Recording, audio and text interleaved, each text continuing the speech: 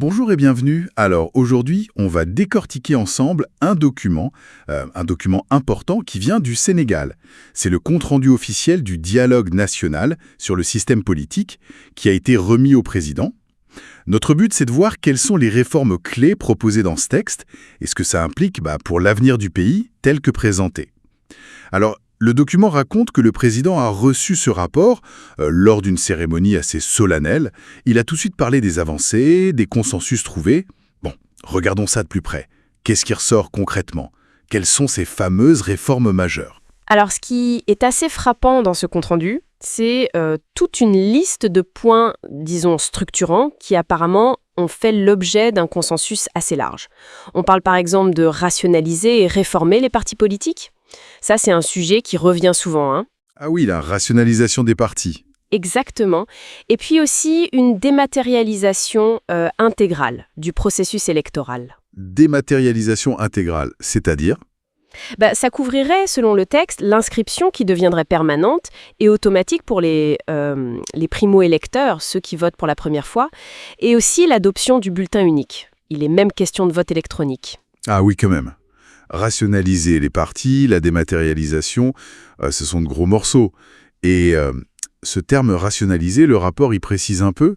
Qu'est-ce que ça recouvre exactement dans ce contexte? Alors, le compte-rendu lui-même ne va pas dans les détails des mécanismes, mais souvent, rationalisation, dans ce genre de contexte politique, ça suggère une volonté de peut-être rendre le paysage des partis moins fragmenté, ou alors de revoir leur fonctionnement, leur financement, pour plus de clarté, quoi.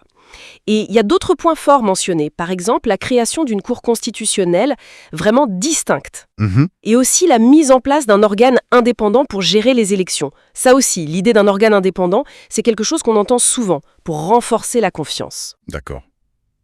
Et face à tout ça, cette liste de réformes, quelle a été la réaction du président telle que rapportée dans le document? Eh bien, d'après ce compte-rendu, le président a affirmé vouloir une mise en œuvre rapide, enfin au moins pour les recommandations qui sont considérées comme prioritaires.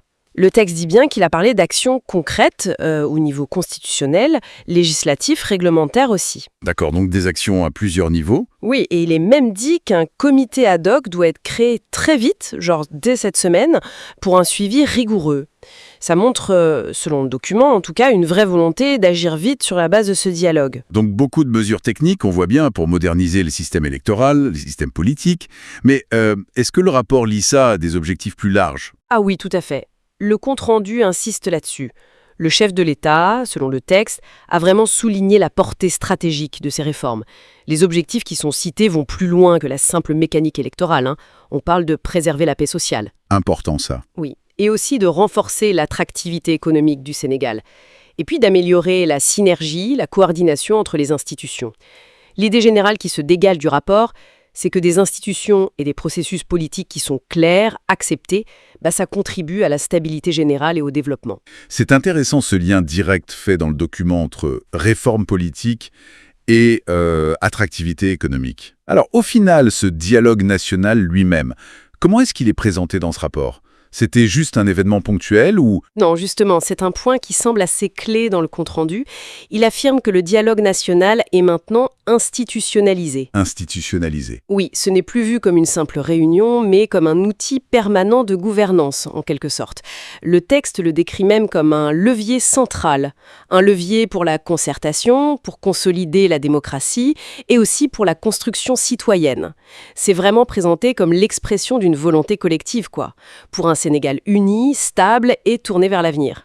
Bon, alors si on résume ce qu'on lit dans ce compte-rendu, ce dialogue national au Sénégal a produit des propositions de réformes politiques assez précises. Notamment sur le système électoral, les partis, la justice constitutionnelle. Et le document rapporte un engagement du président pour agir vite, le tout étant lié, d'après le texte, à des objectifs de stabilité et de développement économique. C'est tout à fait ça. Ces réformes, d'après le document, elles visent à moderniser, à apaiser. Mais ça soulève quand même une question importante pour la suite, non ? Une question qui est directement liée aux mesures comme la dématérialisation ou le vote électronique qu'on a évoqué. C'est comment est-ce que la mise en œuvre concrète va réussir à trouver l'équilibre ? L'équilibre entre quoi et quoi ? Entre cette modernisation technique, qui est sans doute nécessaire, et puis la nécessité de s'assurer que tous les citoyens se sentent inclus, peu importe leur accès à la technologie ou leur niveau d'alphabétisation, il faut qu'ils aient confiance dans le processus. C'est un défi assez classique pour ce genre de réforme, et le rapport, lui, ne détaille pas vraiment comment ce défi sera relevé. Ce sera sans doute un point crucial à observer dans les prochains temps. Effectivement, une réflexion très pertinente pour la suite des événements. Voilà qui conclut notre analyse pour aujourd'hui. Merci de nous avoir suivis. Aujourd'hui, nous semons les graines d'un Sénégal souverain, juste et prospère pour les générations futures. Si nous continuons à cultiver notre terre, nos idées et notre peuple, les fruits viendront toujours.